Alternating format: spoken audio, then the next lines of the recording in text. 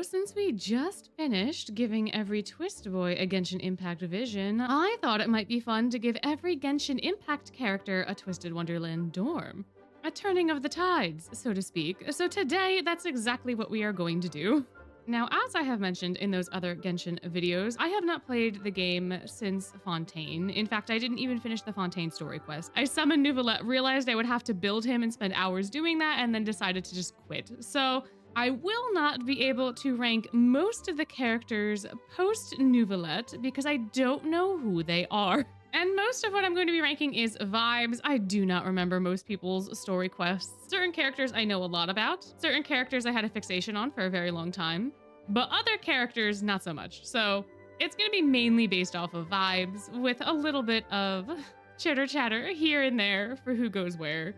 And because I haven't played in so long, there are absolutely going to be lore inaccuracies in this video, as well as talk about Genshin and Twisted Wonderland story content. Spoilers will likely be light. This is all going to be off the top of my head, so I don't think I'm going to get into too much depth about anything in particular, but just so that you are aware. We shall be starting with our lovely travelers, Lumin and Aether. I feel like the community has put a lot of personality into the two of them. I don't really know that in the game they have distinct flavors, so to speak, but I also picked Lumin and haven't watched anyone really play with Aether, so I don't know how their cutscenes go, and I cannot be bothered to find out. However, on principle, I do know that twins are not the same people. They do not act the same way. They are not the same person. So they are going to end up in slightly different dorms. Now, Lumin, to me, from what I know, seems a little bit more sassy. So I feel like she would end up in Pomfiore. It's just kind of a vibes thing to me, but I feel like she's kind of prim and proper, but she gets down to business when she needs to, kind of like how Vil does. And she's a little sassy in that process, just a little bit, just a tiny bit. Aether gives me golden retriever vibes, but I also feel like he would just do so well in Savannah Claw. I can't really explain why. He's either Heartstable or Savannah Claw, but I think I'm gonna stick him in Savannah Claw. I don't think he would survive Riddle very well because the rules are just a little wild. But I think that he'd be fine in Savannah Claw. I think he'd do well enough. Now, Jean. Jean is the very hard-working, current acting head of the Knights of Favonius. Jean puts a lot of effort into her craft. She puts a lot of effort into her people, but she cares a lot about her people. Gosh, she's very hard for me to place. But I do think Diasomnia might work. It's strange because Mondstadt on the whole is not centered around nobility in the same way that Diasomnia is, right? Because Mondstadt is supposed to be the place that is free from those sorts of hierarchies because it is the city of the Archon of Freedom. And therefore the Knights of Favonius, based off of their nature and based off of how they were formed, do not play by those rules of nobility. However, I think there is a certain kind of nobility or a noblesse oblige that the knights follow for all of the people of Mondstadt, regardless of their socioeconomic status, so to say.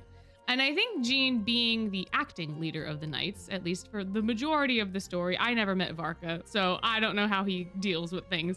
But Jean seems to be someone that holds that principle quite dear and goes forth trying to imbue Mondstadt and the knights on the whole with that sort of thing. So I think in that way she could fit in very well with Diasomnia, not to be on a pedestal like Malleus is, but to use the power she's afforded to bring others up. I think that's something that Malleus would also do. I think that Diasomnia as a whole kind of understands the concept of noblesse oblige, but there is a bit of that fairy tale fae trading and borrowing and deal making that's unconventional that kind of overshadows it in some aspects where that's not quite Jean's thing. But even still, I think she fits there quite well. Lisa is a scholar, but she's also such a fun character. I feel like Lisa would still fit into Scarabia because of her pursuit of academics, but she is so flirty and fun that I kind of want to put her in Pomfiore. I kind of want to. I don't know though. I feel like, yeah, you know what? No, she'll be in Pomfiore because she's a bad bitch. She has the style and the smarts. She has all sorts of things going for her, and she knows how to flaunt her talents. So she has that scholarly background, but she's not a full scholar. She's not like locked in her tower only studying her tomes. She handles the library, which I guess is kind of similar, but she interacts with people way more often, and she's more involved in social things. And I think that is probably a little bit more Pomfiore. She's not. Is she Octavanel? Oh, maybe she's Octavanel. I'm gonna put her in Octavanel. I now that I'm thinking more about her, I think that works much better. I think she suits that vibe a little bit more. She's not a deal maker, but she knows her power and she knows how to kind of like subtly manipulate people, but not in a malicious way like the Octavanel boys do. But she does, like, again, her teasing and all of that sort of stuff just reminds me a little bit of Jade. So I'm gonna keep her in Octavanel. I think that's where she will go. I think that's fine. Amber's 110 hearts the bowl. You can't convince me any different. She's got a bunny. She's got a Barrett bunny. She just fits in Hearts the Bowl. She has such a infectious energy to her. She doesn't let anything get to her. And a lot of her character was informed, in my mind, based off of the webcomic and not actually the game, because outside of Mondstadt, she really doesn't play a role in anything that I can remember. But the webcomic, when she's hanging out with Klee and she's, you know, trying to help her see how life can be, was very impactful to me. And I think it's very similar to kind of the Ace and Deuce and like the freshman's overall journey. But I do think it fits Amber's vibe. I think unfortunately, I have a feeling that most of the Pyro people are going to end up in the Hearts the Bowl specifically because of that. So, well, but we'll see. We should talk about Noelle though. We should talk about Noelle first. Noelle is a very steady character. She's soft-spoken, but she has a goal. She has dreams. She's so determined. She really wants to be a knight someday, but she's a little bit of a pushover. She's just a little bit too nice, but she's very dedicated. And I think that sort of perseverance is a very Savannah Claw thing, but I also really want to put her in Scarabia. And I think it's because I see a little bit of Kaleem. Like, if you told Kaleem that you needed $10, he would just give you 50. And he wouldn't even bat an eye. And he wouldn't ask for it back. And I feel like Noelle ends up in that sort of space because when the knights ask her to clean something or to do something, she's just doing it. She's just viewing it as training. She's like, all right, let's go. So I think overall, based off of how she acts, she would do well in Savannah Claw. And I think if the only reason that I want to put her in Scarabia is because of Kaleem and they're not the same character at all, then she has to go back into Savannah Claw. Next up is Barbara. Barbara, to me, and I know all the Barbara stans are going to come after me after I say this, but Barbara, to me, is the same sort of character as a limp noodle or a pool noodle, I guess, since she is Hydro. I don't think that she has much going for her, and that could just be my misinformed opinion, but I just don't think she has singing, and that's it. As far as I remember, she's cute and she's bubbly, and I'm pretty sure she has a tragic backstory, and she's sisters with Jean, and that's about all I can remember. But I don't know what else to do with her besides put her in Octavanel, because she sings things and she has water, and the merfolk really like music. That's a huge thing in their culture, and merfolk need water to exist. So I guess that's where Barbara's going. Now, Sucrose is very fun because Sucrose is shy and bashful, but super into research, super sweet, kind of like Sugar, for which she is named after. And I think that she would do extremely well in Ignihide because I feel like she's really smart. She is able to do all these sorts of alchemical experiments. She does really, really well in what she does. She's able to make all of her little concoctions. She has the same sort of mentality for efficiency, I think, as kind of Edea does. but she's very focused on those sorts of developments going into the future. A lot of Ignihide is based off of looking towards the future. That's why they are the most technologically advanced dorm. That's why almost everyone that's in there is an introvert that builds their own PCs. And I think that she would get along fine, especially since she's shy, because 90% of the dorm is also shy and also reserved. And so I think she'd just fit right in, and she'd be able to continue to tinker on whatever she needs to do and would have such a good time doing it. Now, Fischl 110% is in Pomfiore, and her and Rook are besties. They are having tea every single day. They are spilling the hot goss. They are in character. It is just a thing. I cannot be challenged on this. Fischl is Pomfiore 110%. That is all. That is it. Fischl is entirely dedicated to her character as the Prinzessin de Verurteilung, which I am sure I butchered the pronunciation of. And there is reason for her to be this way. I did play the summer event where you get to go into her like little mind castle thing, and that was super, super fun. Don't fully remember the story, but I do remember the fancy little castle pieces, and that was pretty cool. But even post that, she is still in her character. She's still in that mindset, even if it is more a facade than anything else. She's making it her craft, and she is doing so well in it. She's creating these universes. She's so creative. She does all these things. Pomfiore through and through. And again, I think her and Rook would be besties. I think they would have such a good time. They could talk about their Oshis. They could do all sorts of stuff. I think they would just hit it off. I cannot put her in any other dorm. Mona now, our broke astrological person. Astronomer? Yes, maybe. Okay, well, what else do I remember about Mona? She's broke, so she eats a lot of cup noodles.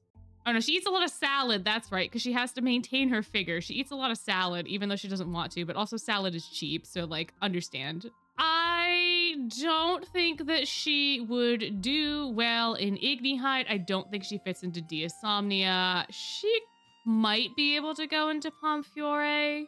I have a weird pull for her to Scarabia that I can't fully explain, but I think that's where I'm going to put her. I don't know why I feel this way, but I know that I don't think she fits in any of the other dorms. Perhaps the mindfulness of the Sorcerer of the Scalding Sands is relating to her in some way in my subconscious that I put her in this particular dorm. I don't know. But I think I'm going to chalk it up to the mindfulness. I think she kind of fits the spirit of the dorm in a perhaps roundabout way. Based off the attributes I can remember anyway, I think it would suit her just fine. Kaeya, though, Mr. Spy on the Cavalry that has something to do potentially with Conria. I don't fully remember. He's adapted, and I think he's also cursed, but not really.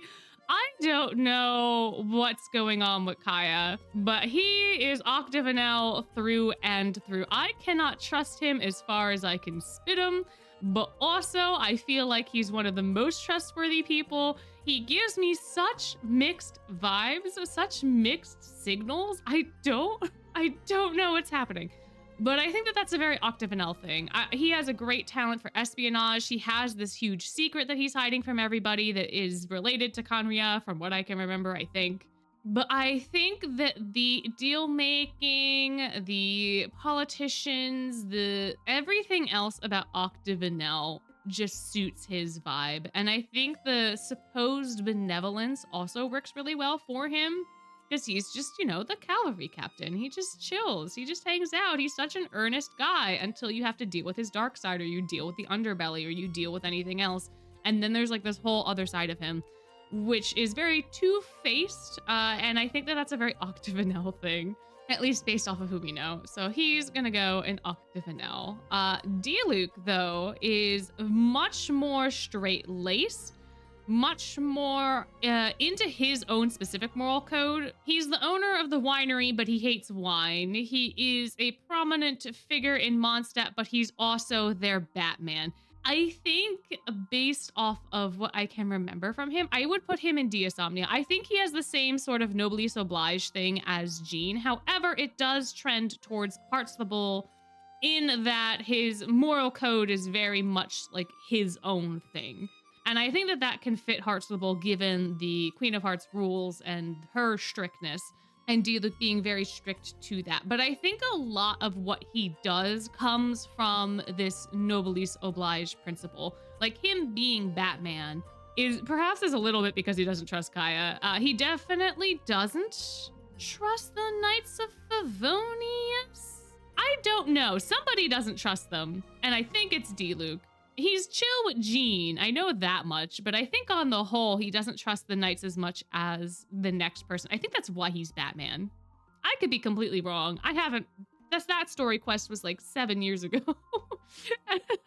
At this point, I feel like. But I think that it really comes down to that sort of thing that I was talking about with Jean. And I think that that would put him in Deosomnia over Heartstable for sure. Razor, Savannah Claw, 110%. Dude's got his little wolf spirit, right? And I think he fits the more animalistic aspects of Savannah Claw, of the King of Beasts. He's very loyal to his friends, very loyal to the wolves, but he has that sort of pack mentality because of that. And I think that that would make him perfectly suited to be hanging out in Savannah Claw with everybody else. He could go hang out with Jack. I think him and Jack would probably be good friends. They're both wolf or wolf adjacent. So I think the two of them could hit it off. I do think that Ruggy would try to manipulate Razor a little bit. And I think Leona would make use of his talents. Razor could be endeared into the group in some way, and I think that he would be over time. Then he'd fit in, and he'd be a very, very strong Savannah Claw kiddo. Bennett's Heartstable all the way. He's just such a delight and such a positive guy, no matter how much wrong happens. I think that Bennett would give Riddle way more of a hard time than Ace, simply because of how accident prone Bennett is. Like the hedgehogs are getting lost on almost a weekly basis because the cages and like the croquet matches are going to haywire. The baking, like there would just be so much chaos with Bennett. And I think that that really fits Wonderland's aesthetic, because while Riddle is trying to keep things in order, you gotta have some of that chaos. You gotta have some of that flavor in Wonderland. It just has to happen. But Bennett never gives up on his dreams and is very strict to his routine of being an adventurer. No matter how much goes wrong, he perseveres, which is not technically the Heartstable thing, but I do think that he fits in Heartstable nonetheless. All right, Diana, Diluc's mortal enemy. Slayer of the alcohol industry, but forever cursed to make the best tasting drinks.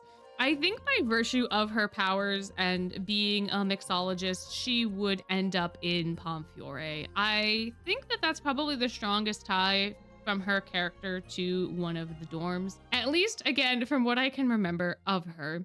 But Pomfiore as a dorm is based off of the Evil Queen. However, the potionology aspects are very much emphasized by the characters that are in the dorm and the way that the house warden gets picked. So I think her talent for mixing drinks, mixing concoctions, perhaps even mixing potions would sort her into this specific dorm compared to the rest. The only other place I can maybe see her being in is perhaps Octavinel, based on the fact that she's scheming against the alcohol industry, but that's not enough of a tie for that specific dorm, unless you want to spin it as that being her benevolence towards her father and towards other drunkards. But I think the mixology aspect is a little bit stronger, given that it is like the thing she hates most and the thing that she's also best at. I think that she would end up in Pomfiore, and she might even curse the dorm for that, similar to how she curses her powers for having them. And maybe her and Epple would get along really well because of that. Who knows? Who's to say? Klee. Klee. What are we gonna do with you? Our pyromaniac. Klee is so innocent and so young that I don't want to put her into NRC at all. but she's really good at escaping, and she's really good at making bombs. So Based off of that, I think I'm gonna put her in Ignihide because she's another tinkerer. She can make her own explosives. She's much more extroverted, I think, than anyone else in the dorm. But her and Ortho would probably get along very well because of that. They're both the little sibling, as it were. So that could be really fun. They could bond. They could go fish blasting together. Ortho has the beam. So Klee and Ortho could go fish blasting and Klee could throw out a bomb and then Ortho could just beam the fish and then they high five afterwards. I feel like that's canon. I think Klee belongs in Ignihide. I think that's where she goes. Now, Venti, Mr. Animo Archon, Mr. Embodiment of the principle of freedom and embodiment of the concept of drunkard. Where are we putting you? I think it would be absolutely hilarious for Venti to be in Heartslable. I don't know why I want to torture Riddle so much, but I think Venti being put in Heartslable would be so funny on the principle that they are like the complete opposite people. Heartslable is entirely about strictness, not rules specifically, but being able to maintain your sanity in an otherwise uncertain and chaotic place or time, right? And to be fair, I think Venti also kind of does this because Venti is the embodiment of freedom, but he is not a forced freedom. He wants people to be able to make the choices and to be able to forge their own paths. But to do that, they also have to sort through the chaos and noise of the world to find the path to walk. And he might be able to nudge them, but he's never going to force them. And I think that the overall moral of Heartslable is that you need to be able to find your way through the chaos and noise so that you can remain stable throughout it. So on that level, I do think that Venti meshes really well with Heartslable. However, I do think he's a little too chaotic neutral for Riddle to necessarily be able to handle. But he's also a little tricksy. So I feel like he is going to cause problems with Ace. I think him and Ace are gonna become pretty good friends. I don't know, man. I don't know. But I do think that he has that sort of lightness, airiness. Obviously, he is the Animo Archon. It would be weird if he didn't have those things. But there is an optimism in him, or at least how he presents himself, that I think matches Heartslable. Now, Venti is a little bit deeper. He is also kind of a chthonic entity, which is wild to think about. But I still think that overall, out of all of the dorms, Heartslable would be the place for him. So that's just where he's going to go. Albedo is also Ignihide. Albedo is also kind of, sort of, an android. So I think that he would get along well with Ortho based off of that. I think that Albedo's personality of him kind of constantly critiquing life and looking at life, and at least from what I remember, that was sort of the thing with him, right? Because he can create life out of his drawings, even if it's not technically true life. And I think there's an element of that in the whole Ortho debacle and in Ignihide as a whole. I think that it suits kind of what Albedo is about. And at his core, he's also an alchemist. So he's also a tinkerer. He's also on the forefront of innovation. He's trying to figure out like what makes life tick. How does life do? And I think that those are philosophical questions, sure, but I also think that they work on a scientific level that requires innovation and requires progress, and all of those things are wrapped up very neatly in Ignihide. So I think that would be the most likely place that he would end up. All of the alchemists so far have just ended up in Ignihide. They're all hanging out down there. But I think it's good for Klee to have her big bro with her. I think that that's very sweet. I think they go together. Rosaria is in a similar position to Kaeya, except she works out of the church. So she is the nun that doesn't really nun, and she goes out in the middle of the night to take down evildoers. And she deals with the dark side of Mondstadt, essentially, whereas a lot of the other nuns, like Barbara, deal with the light side. I think that she is a schemer. However, I do not think that she fits into Octavanel. That is solely predicated off of my memories of her being a much more forthright individual in the business she gets herself into. Kaeya is a lot more two-faced. He pretends to be one way, then acts another way, then acts this way, and he kind of gets himself into all those situations because of the masks that he puts on.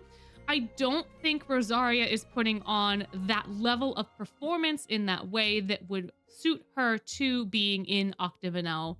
And she seems to be rather honest about the fact that she works with the dark side of Mondstadt. So I feel like she would go into Pomfiore. I think she has a lot of tenacity in her that would suit Pomfiore better. And again, she's a little bit more honest, and she's not really trying to or put herself in a place of benevolence. She doesn't want anyone to really know the work that she's doing. Versus, I think Octavanel on the whole kind of wants to be seen in that way. And Pomfiore can be likened to that, given that Vil is very out there, right? Rook is very forefront. Epple, not so much, but he's kind of figuring out the appearance aspect of things. But I think that Pomfiore is a lot more focused on that inner self, right? You're perfecting your beauty, you're perfecting your attitude. You're more so in the inner realm than trying to convince other people that you're beautiful, right? And I think that a lot of Rosaria's work is kind of like that. Like, I don't think she wants people to see that. I don't think she wants people to see the hard work that she's putting in, right? And she is even touted as being super lazy by the other sisters, despite everything that she does. And that to me speaks to Pomfiore, because Vil puts in a lot of effort, but no one ever talks about it, right? They just see the result. I just cannot shake the feeling that that fits Rosaria. Eula, where are we gonna put you now? Now, Eula is actually a noble, sort of, kind of. She's from the House Lawrence in Mondstadt, which is the only noble house that still remains, but they are fallen. So she could be in Deosomnia based off of that aspect of nobility. She also talks a lot about vengeance and getting vengeance and all the vengeance that she's going to do for all of the things that happened to her and the family. And despite all the talk that she has about vengeance, it's almost more so like, I'm going to get back at you because you made fun of me sneeze. Like, it doesn't feel very serious to me. I never fully understood that aspect of her character. But I think based off of that, I might have to also put her in Pomfiore. She had to have a lot of tenacity to be able to shed the skin of the Lawrence clan and become part of the Knights of Favonius. And you have to have a lot of inner strength in order to survive in that environment as a Knight of Favonius, because her abilities do speak for themselves. However, there is always going to be that stigma because she is from the aristocracy. There's always going to be that thorn in her side that she can't control. And to move forward despite that, I think is a very Pomfiore thing.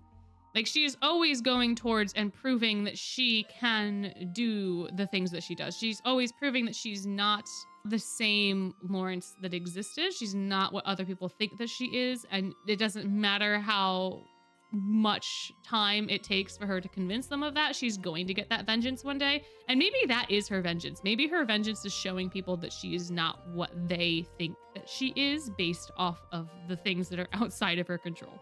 Maybe the vengeance is having them see who she really is and who she truly is at her core.